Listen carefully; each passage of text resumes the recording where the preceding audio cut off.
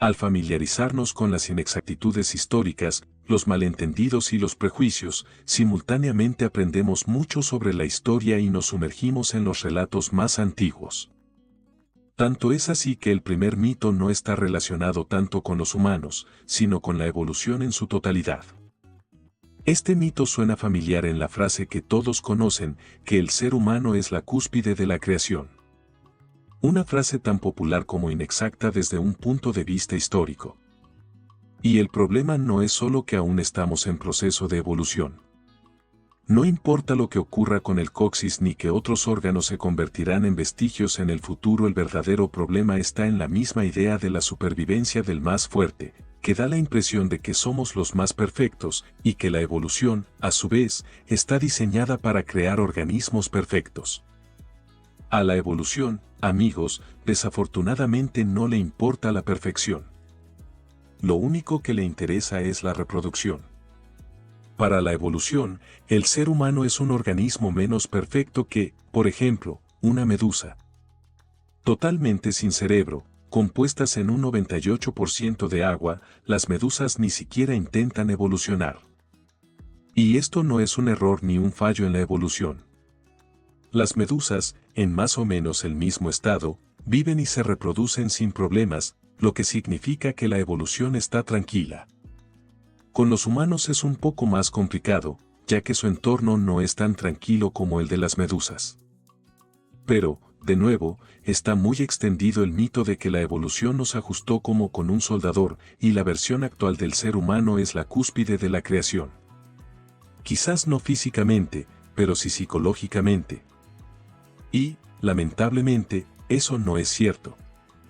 Hay muchas razones para creer que, en algunos aspectos, las personas del pasado eran mejores que nosotros. Por ejemplo, en lo que respecta a los dientes, la periodontitis en tiempos antiguos solo se encontraba en el 5% de los casos, mientras que en la actualidad, según las estadísticas, 1 de cada 3 la sufre. Lo mismo ocurre con las caries. En el número 3 de la revista Biomedicina de 2005, hay un magnífico artículo sobre el análisis de los dientes de los antiguos habitantes de Azerbaiyán. Sorpresa, sorpresa, el artículo relata que las excavaciones de asentamientos del Paleolítico casi no contienen cráneos con dientes dañados y aún en la época neolítica, hace 5000 años, si había daños, eran solo en personas de avanzada edad. Los dientes de las personas antiguas eran como el pedernal. Además, casi siempre, además de ser resistentes, también se veían bien. Dientes anatómicamente alineados, por los cuales hoy en día las estrellas de cine pagan una fortuna, eran comunes entre los cromañones hace 50.000 años. El asunto está en la dieta y en una docena de otros factores. Pero lo que nos importa es aceptar el hecho de que las personas de la antigüedad, y tal vez incluso de tiempos muy antiguos, en muchos aspectos nos superarían. Incluso en inteligencia, el pensamiento espacial de un cazador, la supervivencia visual y la orientación en el terreno les daría 200 puntos de ventaja sobre un aficionado al anime moderno. A la evolución no le importa si eres musculoso o si te gustan las hamburguesas. Si el amante de las hamburguesas tiene 10 hijos y el musculoso ninguno, desde el punto de vista de la evolución, ganó la comida rápida y sus genes continuarán la cadena. Solo Dios sabe cuántas mutaciones útiles e interesantes no se han conservado en nuestros cuerpos por estos caprichos. Y por otro lado, cuántas habilidades geniales del cuerpo y la mente humana se han desvanecido con la llegada de la modernidad, la comida blanda y la falta de amenazas del mundo animal. Además, hemos heredado algunos genes de los neandertales. Con estos pobres está asociado un gran número de mitos. No, los neandertales no eran tontos, no, nuestros antepasados no los exterminaron, y no, no estamos enfermos por culpa de los neandertales. O mejor dicho, si nos enfermamos, pero no es la historia completa. Cáncer, herpes, alcoholismo, depresión, cualquier enfermedad imaginable se le atribuye al ADN de los neandertales en nuestros genes. Los antiguos antepasados de los humanos se cruzaron realmente con esta rama paralela de la evolución, y el legado de los neandertales está presente en nuestro ADN.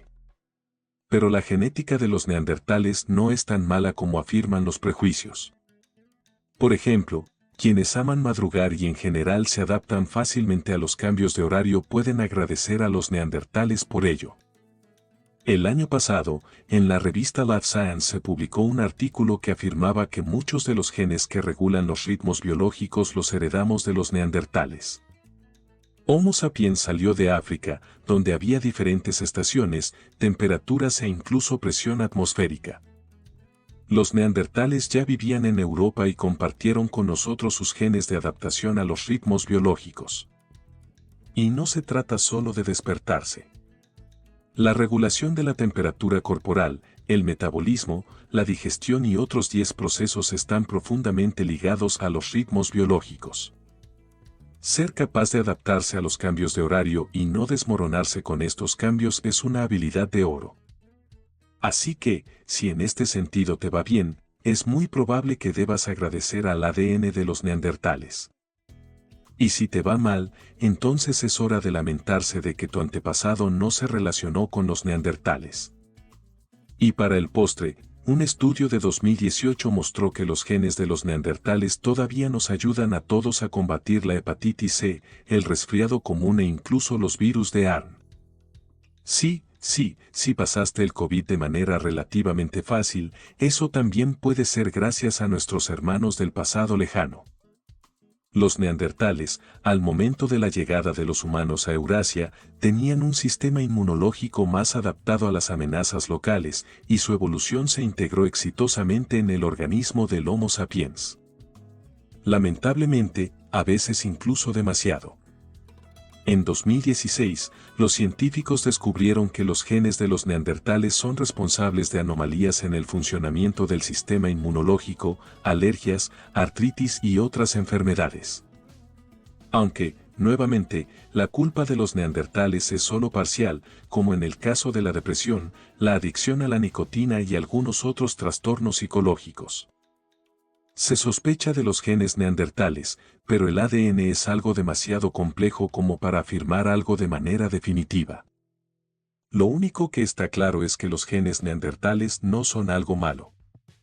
De hecho, en algunos casos, todavía salvan vidas. O simplemente nos permiten respirar. En la Universidad de Londres, por ejemplo, no hace mucho, se relacionaron los genes de los neandertales con las narices largas. En el pasado, permitían a las personas en las regiones frías calentar el aire inhalado y sobrevivir en las condiciones del norte.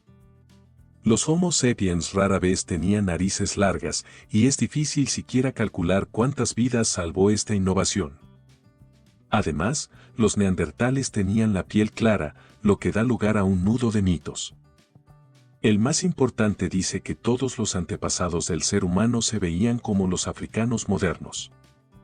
Después de todo, los humanos surgieron de África, ¿verdad? Entonces, los Homo sapiens debieron ser de piel oscura. La lógica parece encajar, pero es completamente falsa, porque reproducir el aspecto de los antiguos humanos es casi imposible hoy en día. Ninguno de los vivos hoy se parece a ellos, incluidos los africanos. Su raza comenzó a formarse alrededor del año 11.000 a.C., y antes de eso, todos los habitantes de África lucían muy diferentes. Hoy en día, hay muchas reconstrucciones de ADN que permiten estimar más o menos el aspecto de nuestros antepasados. Sí, su color de piel era oscuro, lo cual es lógico dado su proximidad al Ecuador. Pero los rasgos específicos de los africanos modernos no comenzarían a dibujarse hasta mucho después, al igual que los de los habitantes de Asia, Europa y las Américas. Sigamos adelante y hablemos de la comida. Con la creciente popularidad de los hábitos de vida saludable, Internet está lleno de ejemplos de dietas paleolíticas, el regreso a las raíces y la unidad con la naturaleza. Se dice que los cazadores-recolectores antiguos eran tan sanos como toros y tenían dientes increíbles porque seguían una dieta adecuada, no comían esas hamburguesas modernas. A esto suelen agregar el cáncer, la diabetes y otras enfermedades relativamente modernas. Claro, la idea no carece de sentido común, pero desde el punto de vista histórico, no resiste la crítica. El primer problema es que el cazador-recolector de hace 30.000 años y nosotros somos organismos completamente diferentes desde el punto de vista genético. Se acepta que el Homo sapiens anatómicamente moderno apareció hace 200.000 años. Sin embargo, también es importante recordar que estas conclusiones se basan en un único cráneo, Homo 1. Y ni siquiera es idéntico al ser humano moderno. Cuando evolucionamos anatómicamente hacia nuestra forma moderna sigue siendo una pregunta abierta. Pero una cuestión genética ya ha sido resuelta. En el año 4800 a.C., una población humana en África desarrolló una mutación que les permitió digerir y tolerar la lactosa, lo que les permitió consumir productos lácteos. En los siguientes 4000 años surgirán dos mutaciones más, y de alguna manera, estas mutaciones migrarán a Eurasia. Con el tiempo, esto llevará a que esta pequeña población se expanda tanto que su idioma será hablado por toda Europa y Asia Central. Este idioma pertenece al grupo indoeuropeo, y todos los historiadores están de acuerdo en que una de las principales ventajas evolutivas que permitieron la expansión de las lenguas indoeuropeas fue que sus hablantes eran capaces de tolerar la lactosa. En resumen, no les fue muy bien a las personas antiguas con sus dietas al compararlas con los nuevos humanos, que mejoraron su organismo con la capacidad de beber leche. Esto, en sí mismo, pone en duda la eficacia de rechazar una dieta moderna. Y para rematar, está el hecho de que, con la dieta real de un cazador-recolector, probablemente no viviríamos mucho tiempo. En parte porque masticar raíces destruiría nuestros dientes, y en parte porque la mayoría de las plantas y bayas que consumían ya no existen. Es mejor buscar una dieta saludable, pero moderna, adaptada a nuestros cuerpos actuales.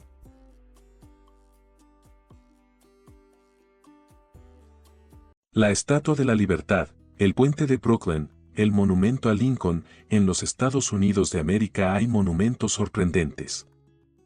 Aunque cientos, y a veces miles de personas, visitan estos monumentos famosos todos los días, hay pequeños detalles que están ocultos a simple vista. Desde habitaciones subterráneas hasta pistas secretas, tomen sus lupas. Vamos a revelar los secretos que se esconden en los monumentos más conocidos de los Estados Unidos de América. La Estatua de la Libertad. Recibiendo casi 5 millones de personas al año, la Estatua de la Libertad ha atraído la atención desde el momento de su creación en 1886. Sin embargo, a pesar de la cantidad de visitantes en la Isla de la Libertad, pocos saben los secretos que esconde la escultura. Antes de su construcción, se creó una cápsula del tiempo con objetos especiales, que fue colocada donde ahora se encuentra la Estatua de la Libertad. Dentro de esta cápsula hay una copia de la Constitución de los Estados Unidos de América, 20 medallas de bronce de presidentes y hasta un retrato de Frederick Auguste Bartholdi, el escultor de la famosa Señora Libertad. Nadie ha visto la cápsula desde que se erigió la estatua, y se cree que solo sería posible acceder a ella si se desmantelara la escultura. Aunque, a mí me parece que el pie derecho levantado parece sospechosamente una puerta oculta. ¿Podría ser un pasaje hacia la cápsula del tiempo olvidada? Algunos teóricos de la conspiración están convencidos de que sí.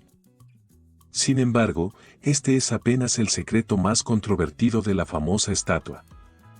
Porque la Señora Libertad quizás no sea una señora en absoluto.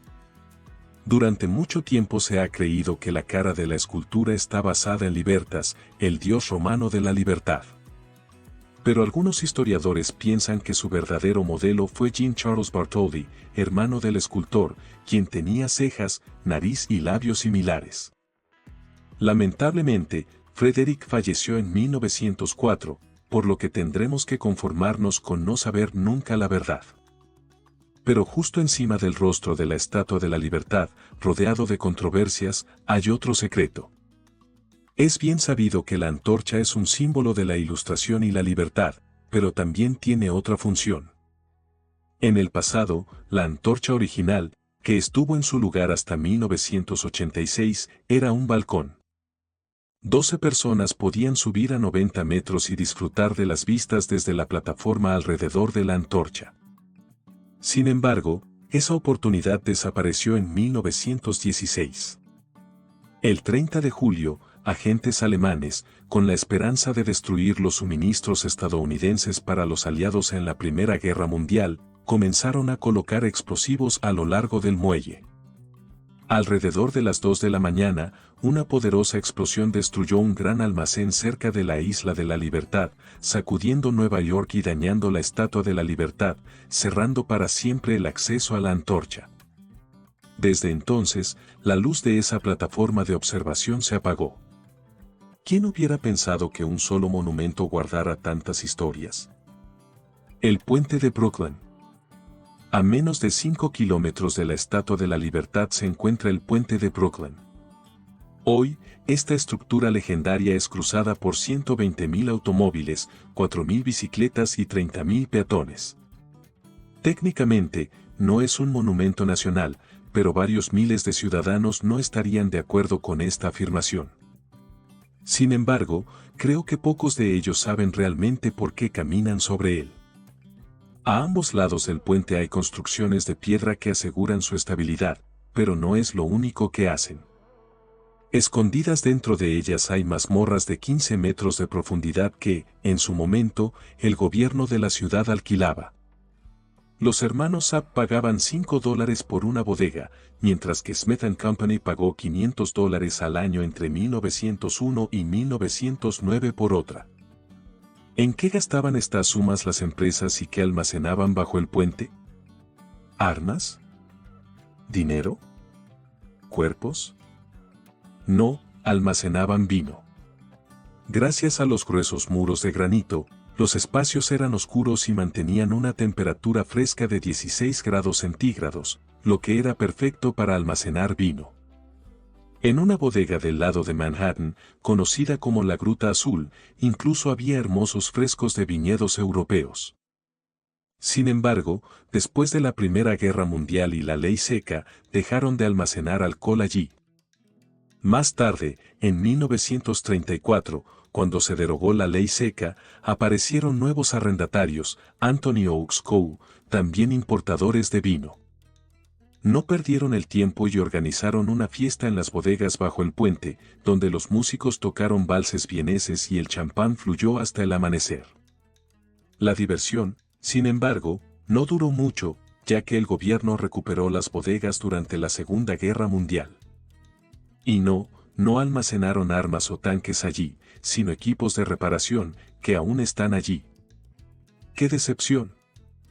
Aún así, el pasado del puente de Brooklyn fue embriagador y lleno de vida. El monumento a Lincoln. A 320 kilómetros de Nueva York se encuentra otro monumento famoso de los Estados Unidos, el monumento a Lincoln. 100 millones de personas lo visitan cada año y pueden entrar en el templo neoclásico de 33 metros de altura con la estatua del presidente Abraham Lincoln. Sin embargo, bajo el suelo de mármol por el que caminan, se esconde algo sorprendente. La construcción del monumento comenzó en 1914 en un terreno pantanoso en las llanuras del Potomac. Debido al suelo demasiado blando, los constructores tuvieron que excavar 20 metros bajo tierra y colocar 122 pilares de hormigón que conectan la base con una capa de roca firme. Como resultado, se formó una cueva subterránea bajo el monumento. Ahora, hay suelos de tierra, paredes decoradas por los trabajadores que construyeron la estructura, e incluso estalactitas colgando del techo. Si no lo sabían, las estalactitas son esas formaciones largas que generalmente se encuentran en las cuevas, pero también han aparecido en la cueva artificial de Lincoln debido a las aguas subterráneas que se filtraron a través de la estructura. Con todo el misterio de la cueva del monumento a Lincoln, no seguirá siendo un secreto por mucho tiempo. En marzo de ese año, comenzaron a construir un museo allí. El proyecto, con un costo de $69 millones, se inaugurará en ese mismo año y exhibirá artefactos sobre la historia de su construcción. ¿Qué piensan ustedes? ¿Debería la cueva del monumento a Lincoln haber permanecido como un oscuro y sombrío enigma, o será mejor que este mundo subterráneo sea visible para los visitantes? Dejen su opinión en los comentarios.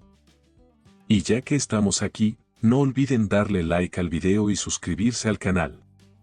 Bueno, ¿qué sigue ahora? Monumento a Washington. Cerca del Memorial de Lincoln se encuentra otra atracción icónica de los Estados Unidos, el Monumento a Washington.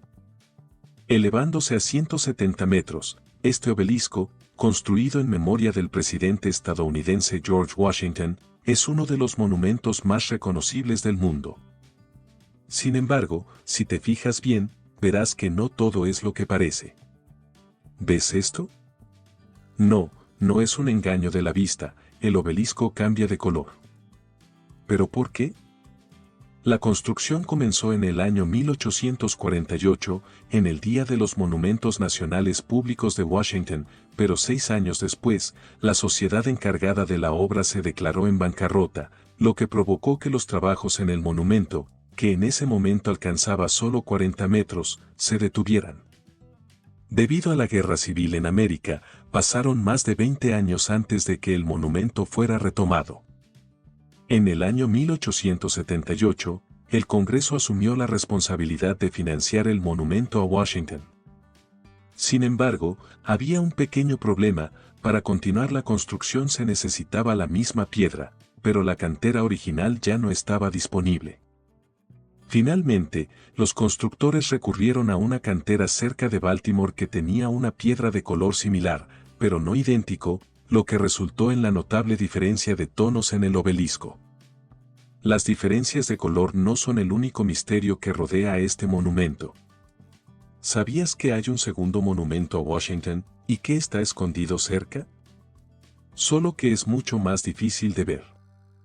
Esto se debe a que está oculto bajo una trampilla. Es una copia de 4 metros, oculta bajo una tapa junto al monumento desde el año 1898.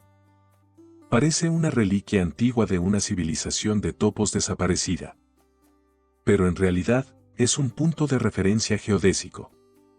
En el siglo XIX, los agrimensores utilizaban estos puntos de referencia en su trabajo. Los datos debían ser extremadamente precisos, y a menudo los puntos de referencia eran barras metálicas enterradas en el suelo. Este punto de referencia resultó ser más enigmático que los demás, y los agrimensores pueden bromear: si visitas el monumento a Washington, no olvides notar el cambio de color y buscar la mini copia, y por supuesto, a los topos. ¿Cuál de estos secretos te ha interesado más? Cuéntanos en los comentarios del video y no olvides suscribirte para no perderte más videos fascinantes sobre los secretos de monumentos famosos. Gracias por ver. Un estudiante encontró por casualidad la segunda ciudad maya más grande. Los científicos determinaron un punto claro de encuentro entre humanos y neandertales. Y, por supuesto, nos sumergiremos en la revolución agrícola. Sin embargo, comenzaremos con los mayas, porque el descubrimiento allí es tanto monumental como divertido. Luke O. Thomas, estudiante de posgrado de la Universidad Tulane en Estados Unidos, estaba haciendo lo que cualquier hombre que se respeta hace a las 4 de la mañana. Estaba estudiando una investigación láser de la Organización Mexicana de Monitoreo Ambiental. Luke no recordaba ni qué estaba buscando y, según el estudiante, simplemente estaba indagando en Google y dio con la investigación en la 16ª página de búsqueda. Pero al estudiar las imágenes de los ecologistas, el estudiante arqueólogo notó algo extraño. Estaban realizando tomas aéreas con un escáner LIDAR y en las imágenes algo en el relieve artificial llamó la atención de Luke. El joven arqueólogo utilizó su software especializado, introdujo los datos de los ecologistas y decir que se sorprendió es quedarse corto, pues ante él apareció una ciudad del tamaño del Edimburgo moderno. Solo que esta ciudad tiene más de 1000 años y ha estado abandonada desde hace mucho.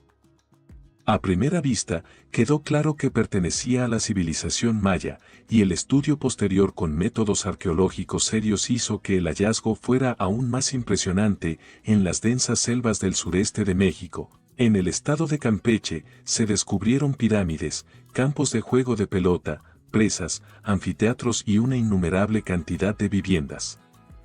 Según las estimaciones más conservadoras, entre los años 750 y 850 después de Cristo, en la ciudad vivían aproximadamente 50.000 personas.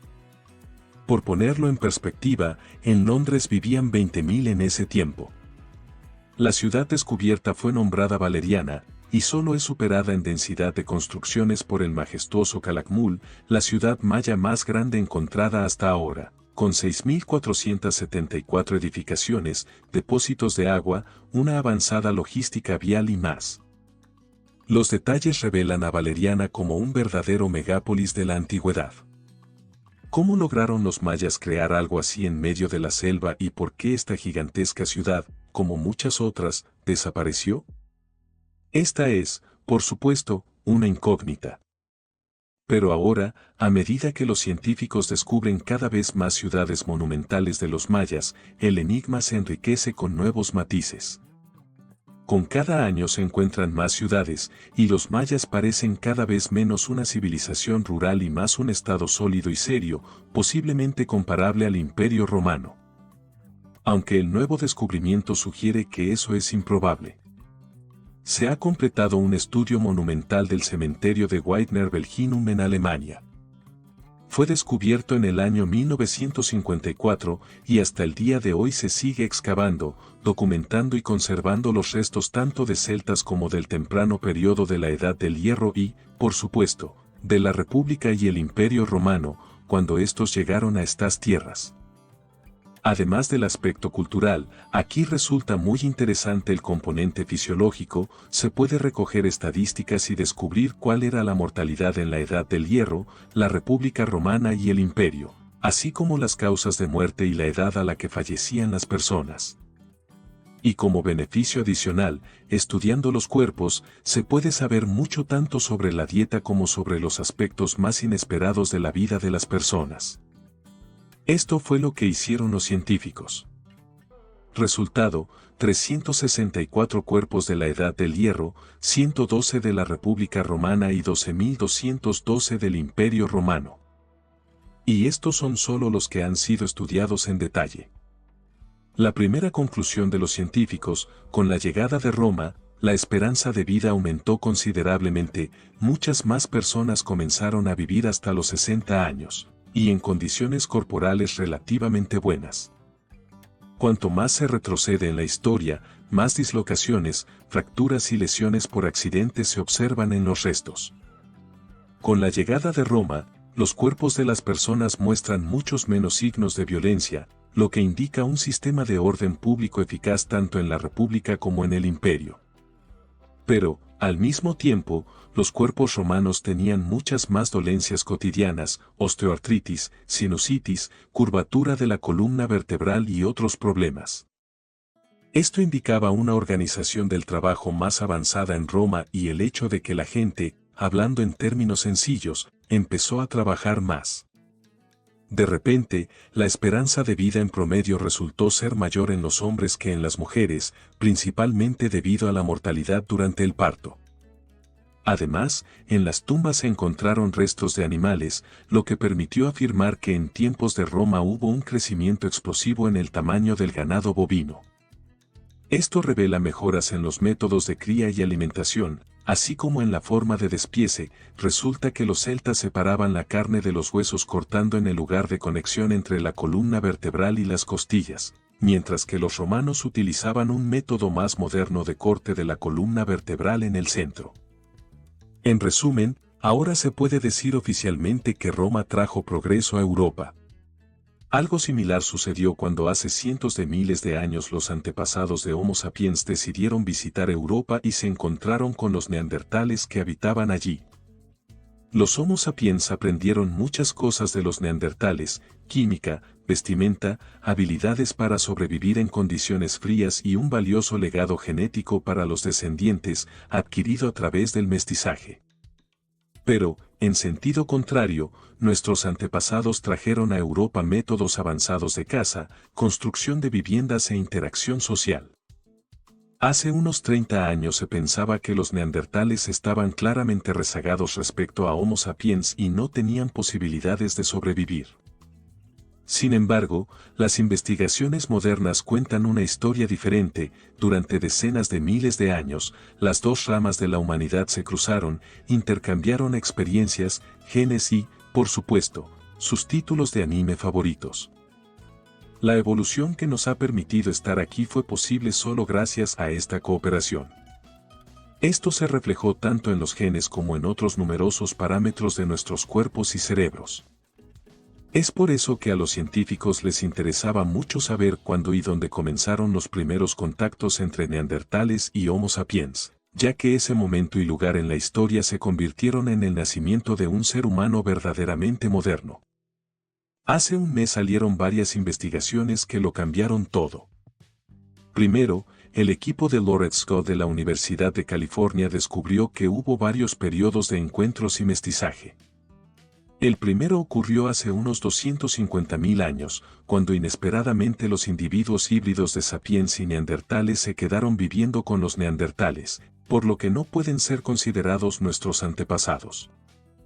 Un mestizaje significativo, cuyos rastros se observan en los ADN modernos de los humanos, ocurrió entre 80 y 120.000 años atrás en las montañas Zagros en la actual Irán y en parte en Turquía. Así, fue allí donde el ser humano moderno comenzó a obtener las piezas finales de su ADN. Luego, hace 50 a 60.000 años, se produjo una tercera fase importante de mestizaje, esta vez en Europa, cuando los neandertales ya llevaban 150.000 años desarrollando genes que Homo sapiens les había transmitido mucho antes. Así de compleja era la situación para los humanos antiguos. Y ya que estamos hablando de ADN, mencionemos otra investigación. En la Universidad de Buffalo resolvieron otro enigma crucial relacionado con la fecha del inicio de la revolución agrícola. La capacidad de cultivar campos estacionarios de trigo y otros cultivos reunió a las personas en ciudades, que luego se convirtieron en imperios, y comenzó el lío que continúa hasta el día de hoy. Pero, ¿cuándo ocurrió exactamente? Nadie lo sabe con certeza, lo que permite a los entusiastas de los sombreros de papel aluminio hablar de superhumanos antiguos que vivieron hace millones de años. Afortunadamente, ahora es más sencillo. Los científicos procedieron de manera elegante y simplemente determinaron cuando el cuerpo humano desarrolló más genes para la producción de amilasa, la enzima que descompone el almidón. Todo lo genial es simple. El crecimiento explosivo de los genes del almidón está claramente relacionado con el hecho de que las personas comenzaron a consumir más alimentos vegetales. La investigación mostró que esto ocurrió hace unos 12.000 años, primero en Europa y Asia Occidental. No olviden suscribirse al canal y dejar un me gusta y sus comentarios. Por ahora, eso es todo. Hasta la próxima, amigos. ¿Sabías que, desde un punto de vista legal, la antigua Roma existió hasta el año 1918? Es algo que pocas veces se menciona, pero la lucha por el título de heredero del Imperio Romano continuó hasta la Primera Guerra Mundial. La victoria fue para el Imperio Otomano, que conquistó el último vestigio de Roma, Constantinopla. Sin embargo, Moscú, París, Londres y otras ciudades competían por ostentar el título de sucesora de los emperadores romanos. ¿Por qué? Porque el pueblo, la élite y las autoridades, incluso a principios del siglo XX, entendían que la grandeza de sus estados era como un escarabajo pelotero encaramado por error en el escudo de armas del poderoso Imperio Romano. A diferencia de las muchas reliquias medievales como Borgoña, Venecia y otras, Roma sigue siendo recordada y respetada por todos. Y esto se debe a que fue una civilización adelantada a su tiempo. Ahora vamos a explicar por qué. Primero, echa un vistazo por la ventana. Algunos viven en zonas residenciales típicas, mientras que los dueños de Dogecoin tienen vistas a los lagos suizos desde sus mansiones. Pero hay algo que todos podemos ver desde nuestras ventanas. Es algo creado por el hombre y constituye la base de nuestra civilización. Vista, se trata del material artificial más popular del planeta. ¿Qué es? ¿Plástico? Buena suposición, pero se producen solo 380 millones de toneladas al año. ¿Algún producto metálico? Nuevamente, no, estos se producen entre 3 y 4 mil millones de toneladas anualmente. El material más popular del mundo, creado por la mano del hombre, es el concreto. La ventana desde la que miramos está sostenida sobre un cimiento de concreto. Rascacielos, presas, plantas de energía nuclear, térmica e hidroeléctrica, todo lo que se construye, al final, depende del concreto. Se producen 4.500 millones de toneladas de concreto cada año. Gracias a él, la humanidad avanzó a la era postindustrial. Simple y barato, este material permitió el crecimiento rápido de las ciudades y el desarrollo de proyectos increíbles, como la presa de las Tres Gargantas en China. Pero la popularidad del concreto surgió relativamente hace poco, en la mitad del siglo XVIII. ¿Y quién fue el responsable? Por supuesto, la antigua Roma. Aunque no inventaron el concreto, el uso de este material se remonta al siglo VII a.C. con el acueducto de Djerban Basilie, y se sabe que lo emplearon los griegos, egipcios y chinos. Sin embargo, fue en el siglo XVIII cuando científicos de todo el mundo se obsesionaron con encontrar la receta del concreto romano. ¿Por qué? Porque tenían ante sus ojos miles de construcciones de 1500 años que seguían en pie y funcionando. Mientras tanto, las casas de madera y techos de paja en Londres se incendiaban cada 20 o 30 años, destruyendo la ciudad. El Panteón en el centro de Roma pronto cumplirá 1900 años desde su construcción. El Coliseo sigue en pie, a pesar de que fue desmantelado parcialmente durante 1000 años. El acueducto Aqua Virgo ya celebró sus 2000 años y todavía suministra agua a la fuente de los 4 ríos en la Plaza Navona. En Tipes, Argelia, se sigue usando un baño romano construido en el año 15 a.C. Y la lista continúa. En resumen, la característica clave del concreto es su resistencia a la compresión, y en el concreto romano esta resistencia es más o menos similar a la del concreto moderno.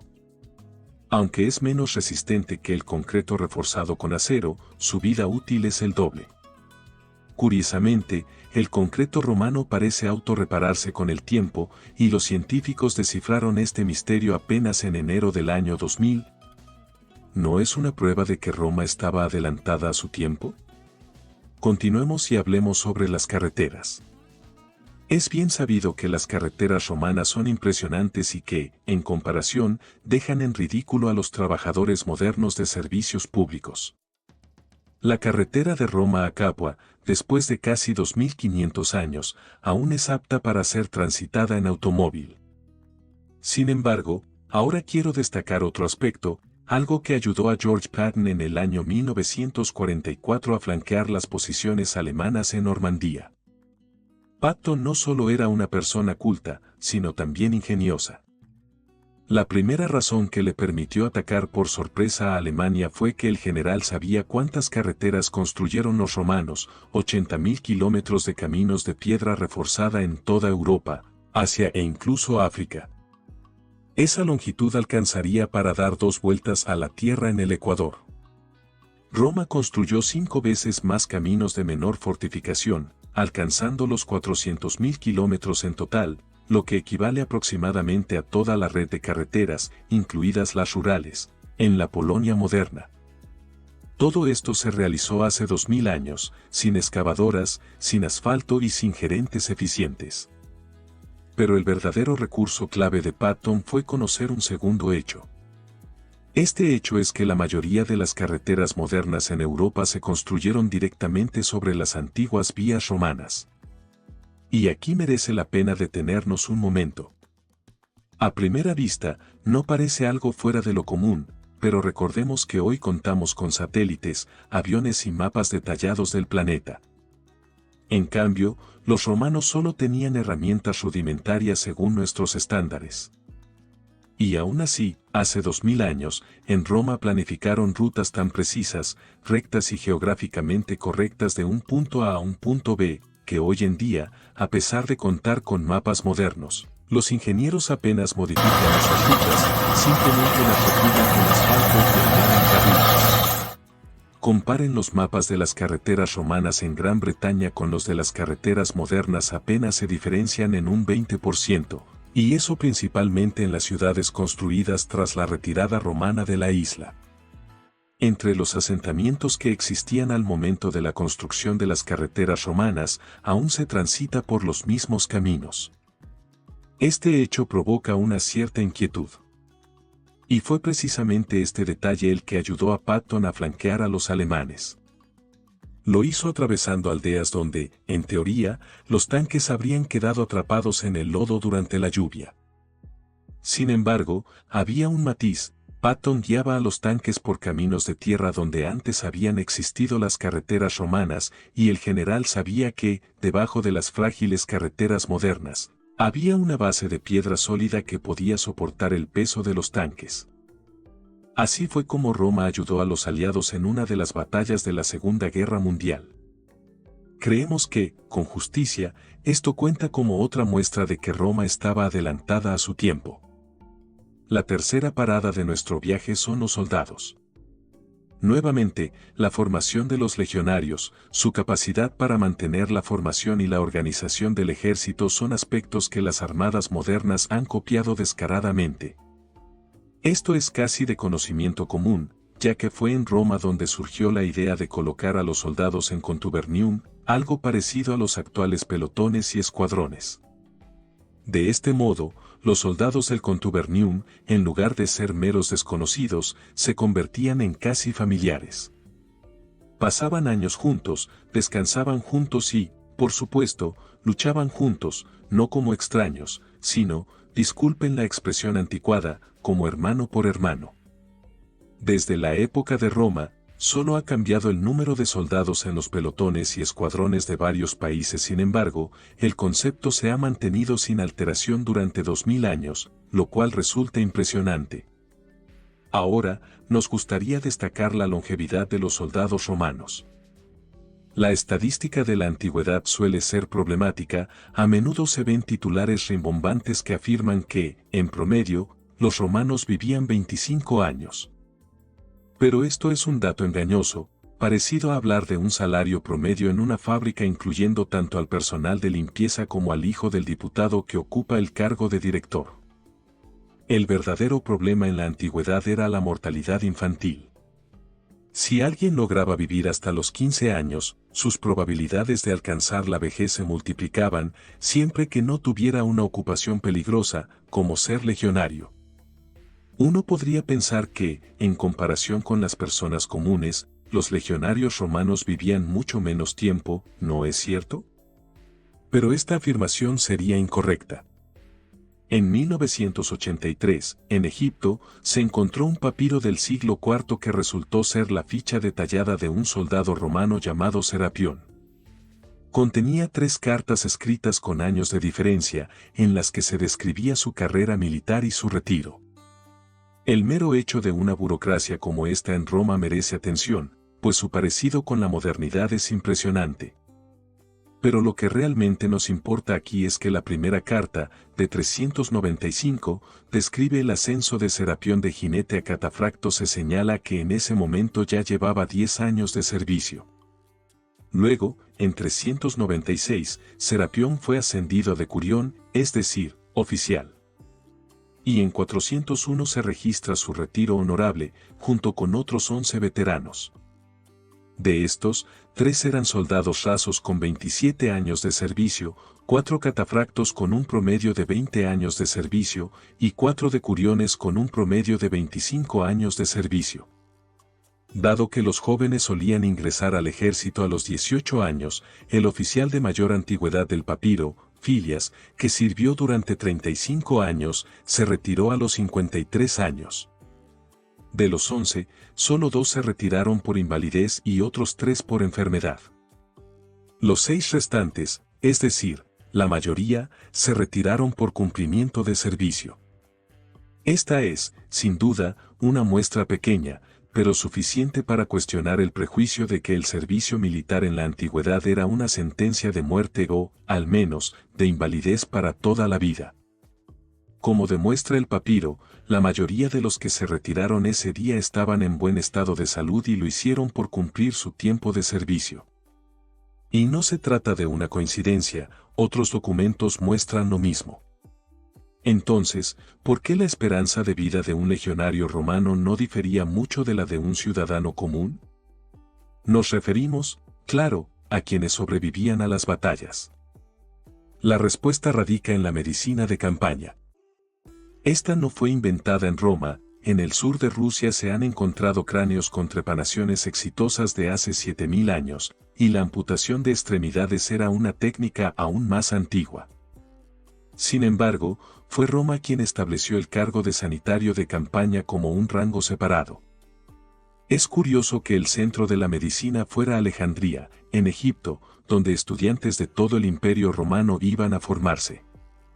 Al mismo tiempo, los romanos implementaron una división del trabajo al comprender que el cuerpo humano era demasiado complejo como para que un solo médico dominara todos sus aspectos. Esta división condujo al surgimiento de médicos de campaña propiamente dichos, en cada legión había 24 cirujanos, cada campamento contaba con un hospital, y cualquier oficial que permitiera la falta de higiene era castigado más severamente que por una derrota en el campo de batalla. Además, el hormigón vuelve a aparecer aquí. En el siglo II después de Cristo se comenzaron a construir hospitales militares estándar y bastante cómodos. El personal médico fue asignado exclusivamente a sus labores. Es sorprendente decirlo, pero incluso había psicólogos que supervisaban el estado mental de los soldados. ¿No es esto una clara muestra de adelantarse a su tiempo? Y esto es solo una parte de lo que la antigua Roma aportó a nuestra vida moderna. También están las pensiones, los préstamos, los estadios y muchas otras cosas. Si desean ver una segunda parte de este tema, déjenlo en los comentarios. Por ahora, concluimos aquí. Hasta la próxima, amigos. Al mencionar las maravillas del mundo, la mente de todos se remonta a las 7 maravillas clásicas del mundo. Sin embargo, es correcto llamar a las pirámides, jardines colgantes y otros miembros de la lista de las maravillas del mundo antiguo, porque solo uno de ellos ha sobrevivido hasta nuestros días, e incluso la existencia de algunos de ellos en la realidad es muy dudosa. En este sentido, no hace mucho se puso en marcha un nuevo proyecto destinado a encontrar equitativamente 7 maravillas del mundo, que puedan verse y cuya historia no esté sujeta a dudas. Los ganadores se anunciaron en 2007 y hablaremos de ellos en los próximos minutos.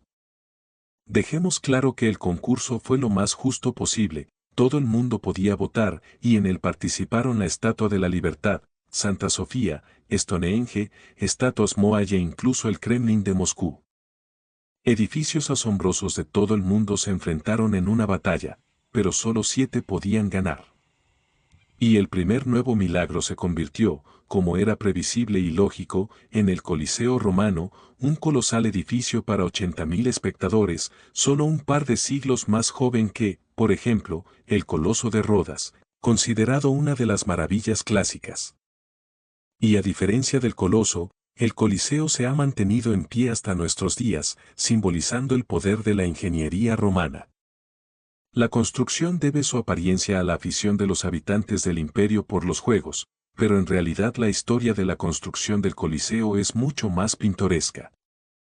Comienza con el emperador Nerón, que hacia el final de su reinado se dio por vencido, se sumió en el populismo, comenzó a aterrorizar al Senado y parecía incluso que iba a prender fuego a Roma. El hecho mismo del gran incendio de la noche del 19 de julio del 1964 es evidente, y la catástrofe se considera una de las mayores de la historia de Roma. Pero muchos historiadores creen que el incendio fue controlado y se produjo por voluntad de Nerón, que decidió dar una lección al Senado, desviar la atención de la opinión pública del estallido de la peste y arremeter contra los cristianos, porque al final la culpa del incendio provocado recayó sobre ellos y comenzaron terribles persecuciones. A pesar de que posteriormente Nerón hizo grandes esfuerzos por reconstruir Roma, el erario quedó devastado, incluido el descabellado proyecto del Palacio Dorado, que Nerón decidió construir para sí mismo en el centro de Roma. Tras la muerte de Nerón, estalló la guerra civil, y el victorioso Vespasiano tomó el país de rodillas en el año 69, y con 120 hectáreas de palacios de Nerón en medio de la capital.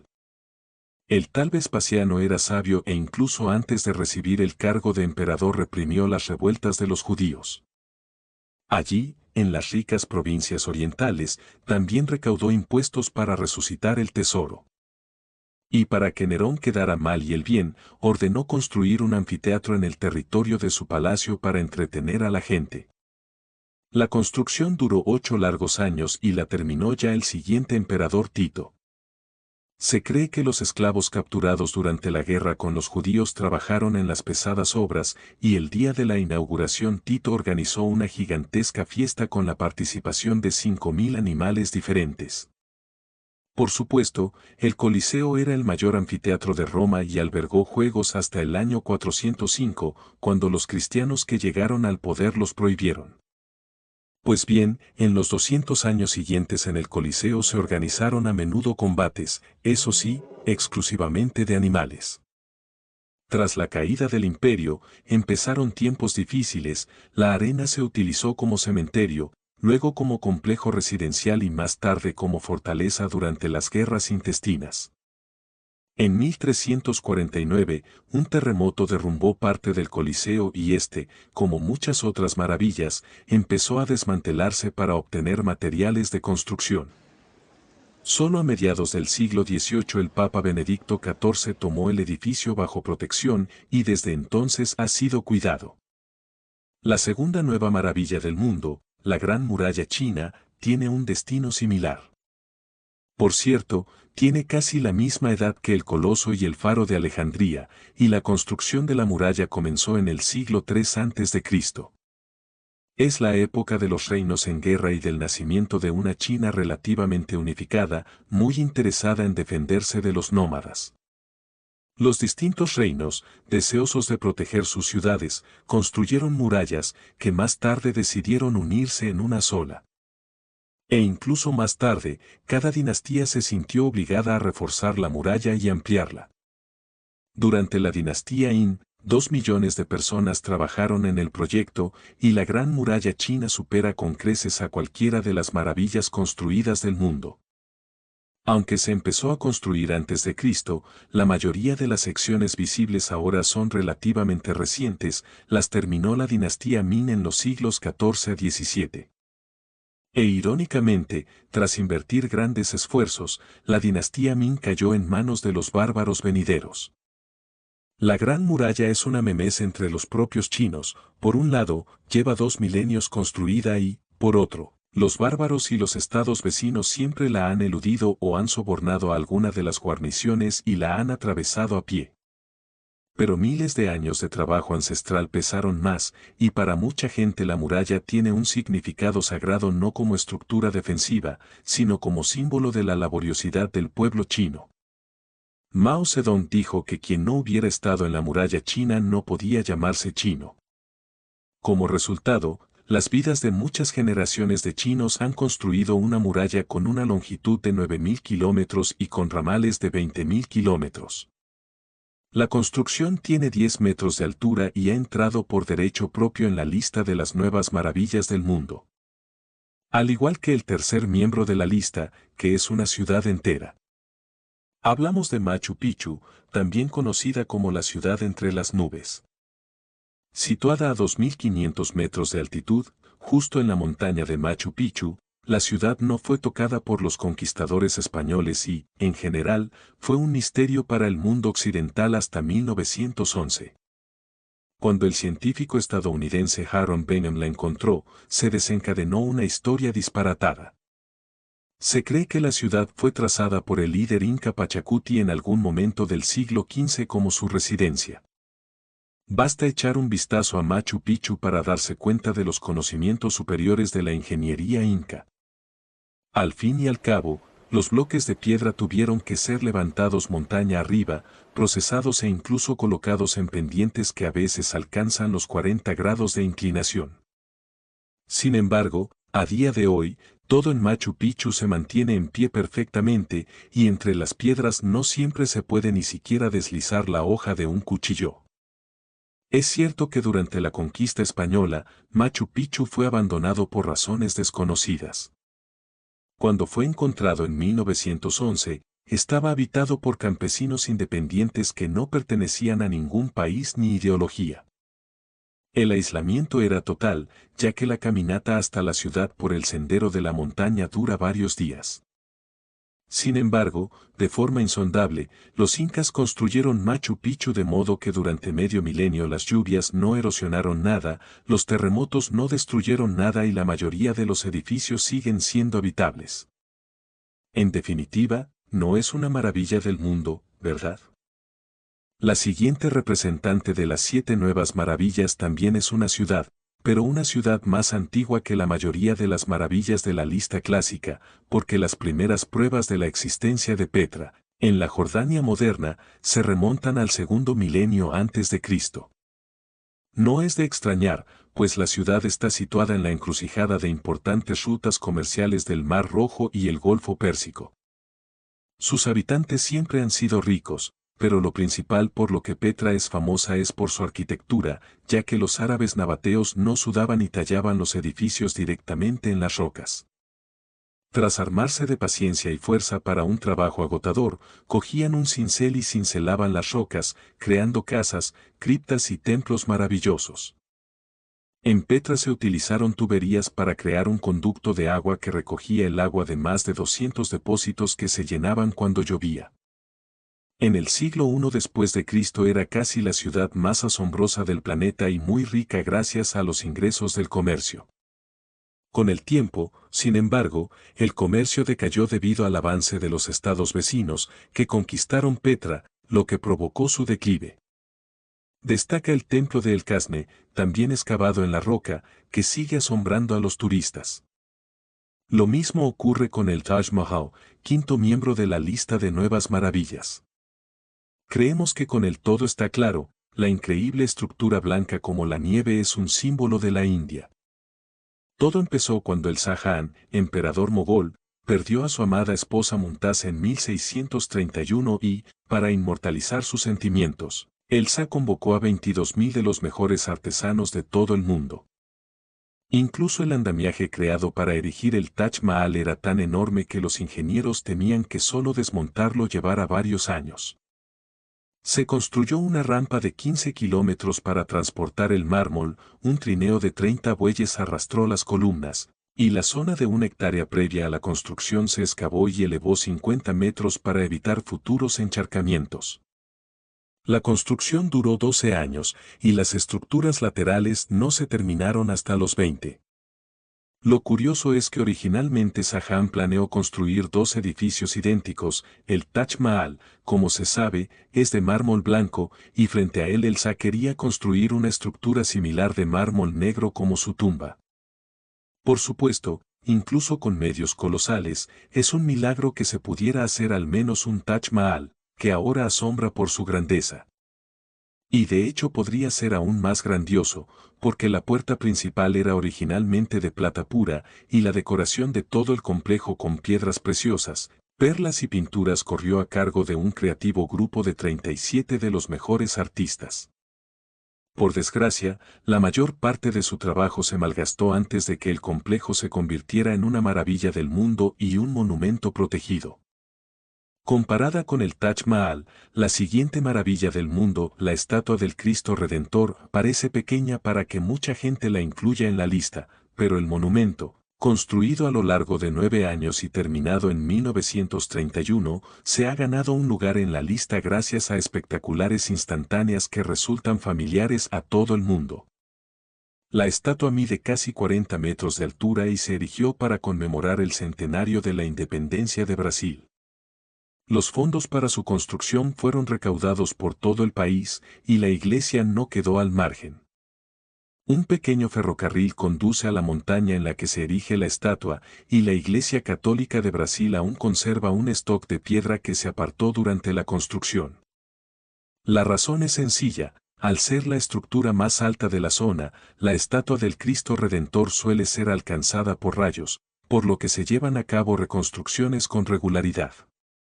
La última de la lista de nuevas maravillas del mundo es Chichén Itzá, porque los milagros no pueden prescindir de una pirámide, ¿verdad? La increíble construcción fue levantada por los mayas, de quienes ya hablamos en detalle en uno de los vídeos pasados. De hecho, el milagro no es solo la pirámide, que aparece en todos los folletos publicitarios. Chichén Itzá es toda una ciudad de arquitectura insólita, fundada en algún momento del año 455 después de Cristo. Su perla es el templo de Kukulcán, la misma pirámide de 9 escalones y 24 metros de altura. Pero en Chichén Itzá hay un monumental templo de los guerreros, y 7 estadios para jugar a la pelota, y observatorio, y docenas de otros edificios notables al menos porque los mayas no usaban animales de tiro, y no se había inventado la rueda, y construyeron este bien exclusivamente con ingenio y trabajo duro. Los mayas no vivieron en ella mucho tiempo, y en el siglo X la ciudad fue capturada por los toltecas. En aquella época en América Central se desató el enfrentamiento entre ciudades-estado y pequeños imperios. Los toltecas fueron expulsados de Chichén Itzá por otras ciudades-estado mayas, pero más tarde esta civilización decayó y, cuando los conquistadores conquistaron la ciudad, hacía tiempo que había sido abandonada. Los españoles mencionaron que para los lugareños Chichén Itzá era algo así como un lugar de peregrinación, pero nadie se asentó en la ciudad, lo que, en general, le permitió sobrevivir hasta nuestros días en relativo buen estado, y en 2007 fue incluida en la lista de las 7 nuevas maravillas del mundo. Ahora ya lo sabe todo sobre ellas, y esperamos que le haya gustado el video. ¿Qué otra cosa incluirías tú en la lista de nuevas maravillas? Deja tus opciones en los comentarios. Y esto es todo por ahora. Nos vemos de nuevo, amigos. En el mundo, y especialmente en la historia, hay un sinfín de enigmas desconocidos, misteriosos y, a veces, escalofriantes. Y a menudo comienzan con cosas simples, como por ejemplo, unas gafas. ¿Qué podría ser incomprensible sobre eso? Alessandro Della Spina o alguno de sus colegas italianos, en el año 1290, creó un objeto que convirtió a las personas con mala visión en el blanco de bromas aún menos graciosas. Esto fue confirmado por Giordano da Ribalto en su sermón de 1305, donde se jactó ante el mundo del invento de las gafas. Y así, la historia se trasladó a todos los libros de texto del planeta.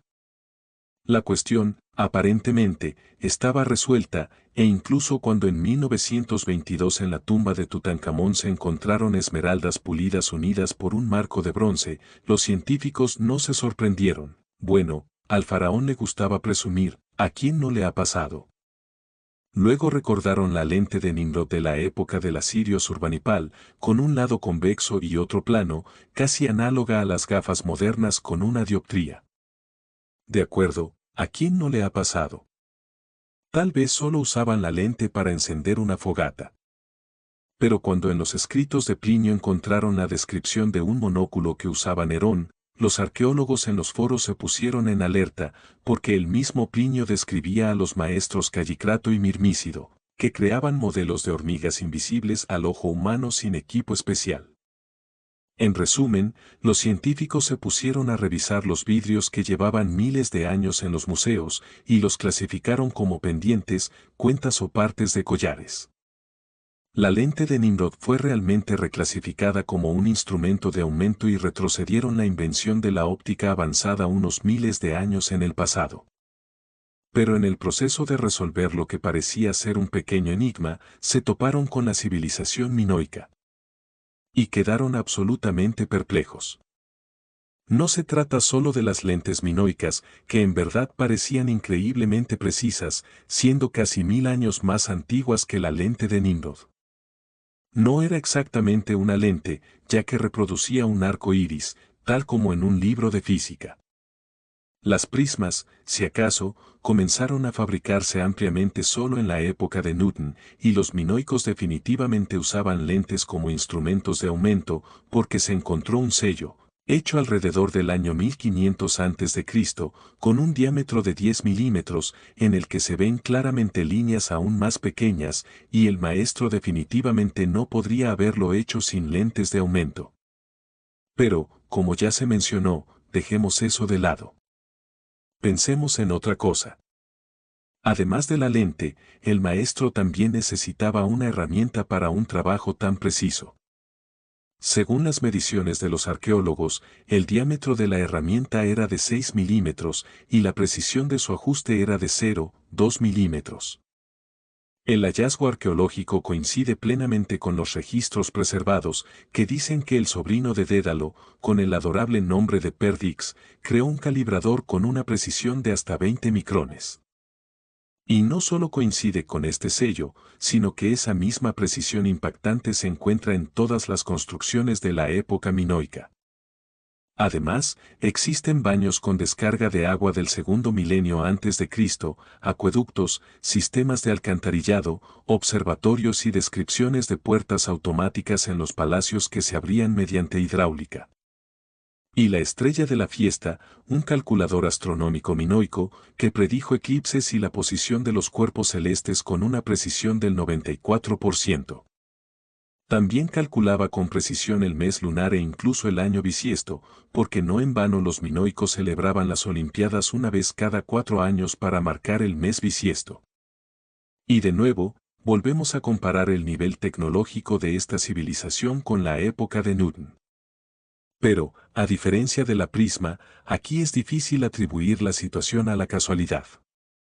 Sin embargo, estas no son historias de personas con sombreros de papel de aluminio.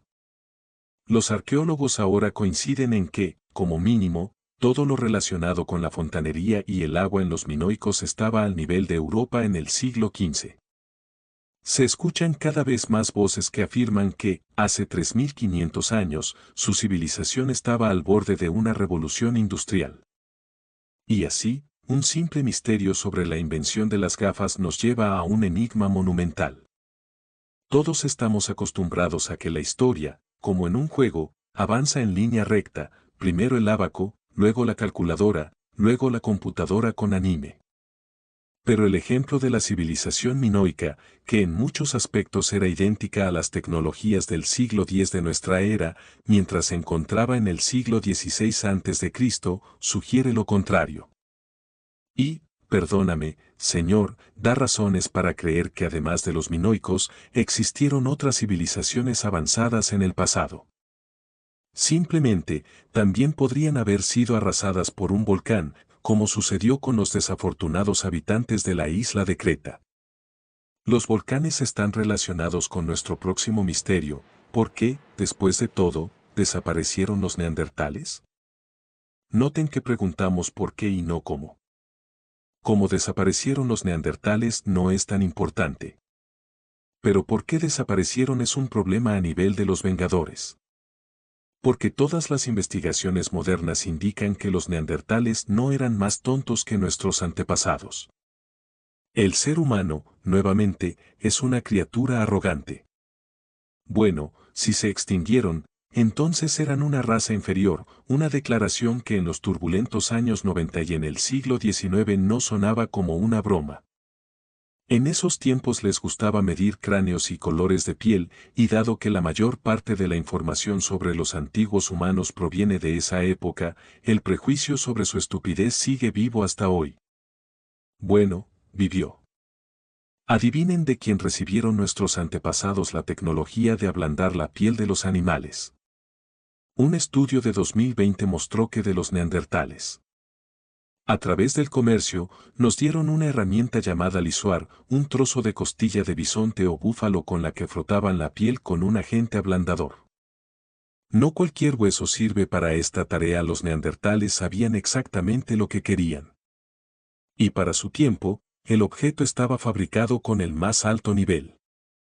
De hecho, incluso las tecnologías modernas utilizan el mismo principio que los neandertales mostraron a los primeros Homo.